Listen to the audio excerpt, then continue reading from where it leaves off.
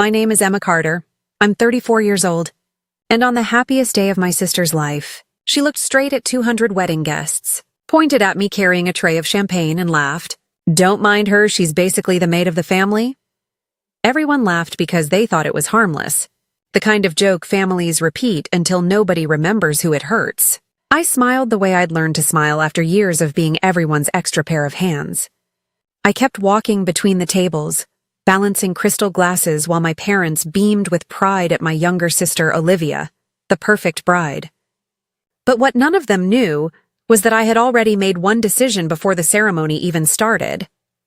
If she humiliated me one more time in front of everyone, I wasn't walking out quietly this time. I was walking to the microphone.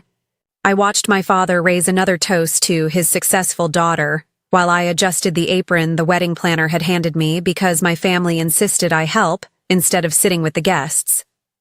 They thought I would swallow one more insult for the sake of keeping the peace. They had no idea this wedding was about to become the last day I ever played the role they had written for me. I spent most of my childhood believing I had earned that role somehow.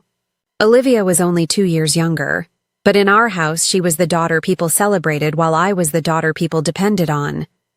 When relatives visited our home in Charlotte, North Carolina, my mother would proudly talk about Olivia's promotions, vacations, and engagement, then casually ask me to refill everyone's drinks before I had even finished saying hello. It became so normal that nobody questioned it anymore. I was the one who planned birthdays, picked up groceries, drove our grandmother to doctor's appointments, and remembered every anniversary in the family. Olivia simply arrived smiling, accepted the compliments, and left before the dishes were washed.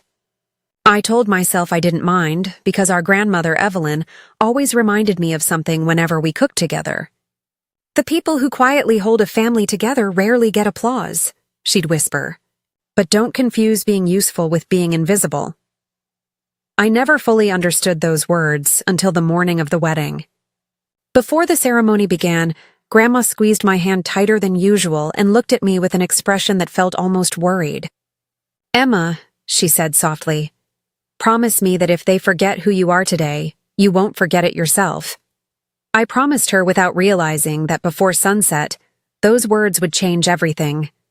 The reception moved exactly the way my parents loved it, polished on the surface and carefully arranged underneath. I stayed busy because that was what everyone expected. I fixed the seating chart when 2 cousins argued over their table, found the florist after the cake topper disappeared, and even calmed Olivia when she started panicking because one of her bridesmaids had stained her dress with red wine. She hugged me for exactly 3 seconds, whispered, "You're a lifesaver," then walked back into the ballroom and accepted applause as if none of it had happened. I watched her transform the moment the guests looked her way. My father introduced her and her new husband with tears in his eyes, calling her the pride of our family. Then he spotted me carrying another tray toward the kitchen and smiled. "There she is," he joked loudly. "Every family needs someone willing to do the dirty work." More laughter followed. Even strangers smiled because they assumed I worked for the venue. One woman actually thanked me for my excellent service and slipped a $20 bill into my hand. Before I could answer, my mother leaned over and said, "Just take it. It's what you're good at anyway." I looked toward Grandma Evelyn. She wasn't laughing. She was staring at me with quiet heartbreak, then slowly nodded toward the stage where the microphone waited, as if she already knew what I was finally about to do.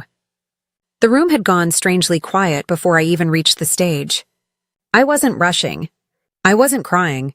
I simply walked with the calm confidence of someone who had spent 34 years carrying everyone else's expectations and had finally decided to put them down. My father noticed first. "Emma?" he called with an awkward laugh. "Where are you going?" I didn't answer. I stepped onto the stage, accepted the microphone from the confused DJ, and turned toward the crowd. 200 faces stared back at me. Olivia forced a smile that was beginning to crack. "Since my sister introduced me as the maid tonight," I began quietly, "I think everyone deserves to know what the maid actually did." The ballroom became perfectly still. I thanked the catering staff because, unlike my family, they had treated me with respect all day. Then I looked at every guest and calmly explained that I wasn't an employee. I was the bride's sister, The person who had planned half the wedding, paid thousands of dollars after Olivia exceeded her budget, organized every vendor, and spent the entire day serving everyone instead of celebrating with my own family. Nobody laughed now. Several guests slowly turned toward my parents. Then I folded the borrowed apron, placed it beside the microphone, looked directly at Olivia, and said, "Tonight, I'm choosing to be your sister instead of your servant.